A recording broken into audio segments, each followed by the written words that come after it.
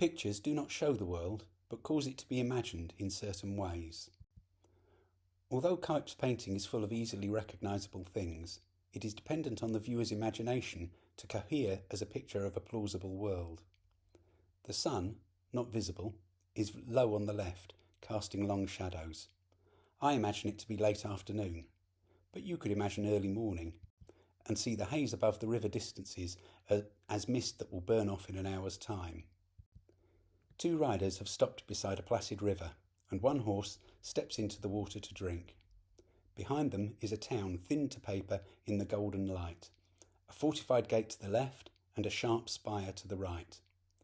We do not know whether this town is where they are headed or where they have come from. I imagine the town is what they have left behind, just another place on the way to their goal. But you don't have to follow me in this. However, their direction of travel does affect the emotional tone of the whole painting. Are they going deeper into the picture and home, or out and away?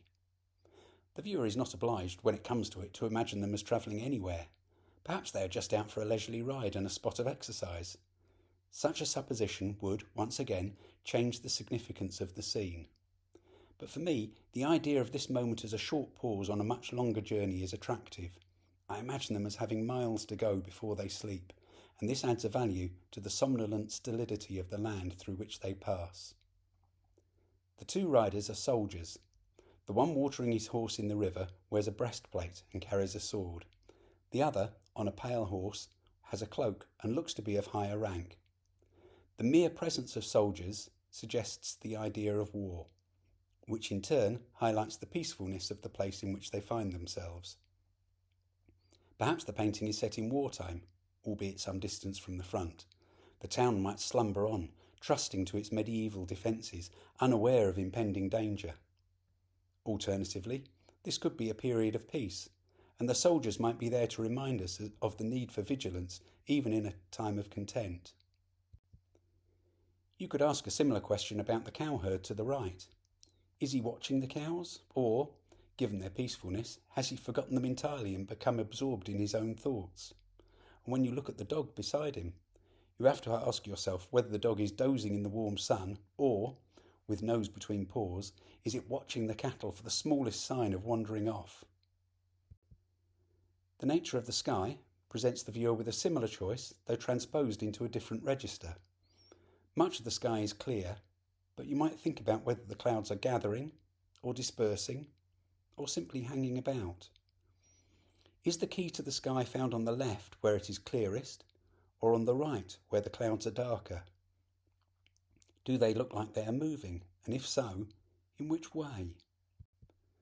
There are massy forms, but also many holes, and some surprisingly spiky projections in these clouds. The one in the centre, fixed like a column to the top of the picture, is lit by the low sun and becomes almost monumental. The clouds are both flimsy and flinty, the sky agitated and still. All the clues are there, but as the viewer, you need to imagine it as happening one way or the other. Imagining the world of the painting leads to a world of story. The visible scene is surrounded by and bathed in a texture of before and after. The particular paths into these other times fork and multiply at every point. The future and the past implied by the painting are open to continual revision. The two riders are distracted or introspective, as if the wider implications of where they have come from and where they are going had occurred to them with renewed urgency in this moment of rest. Imagination works here by integrating all that is seen. This imagining doesn't need to be conscious. You don't have to ask yourself the questions that I've been asking, or any question at all. But if you feel that there is a wholeness in the painting, it is because you have imagined the whole world in which these objects and events exist. If you found this video interesting, please like and subscribe, or visit my channel Think of a Picture, where you'll find many more.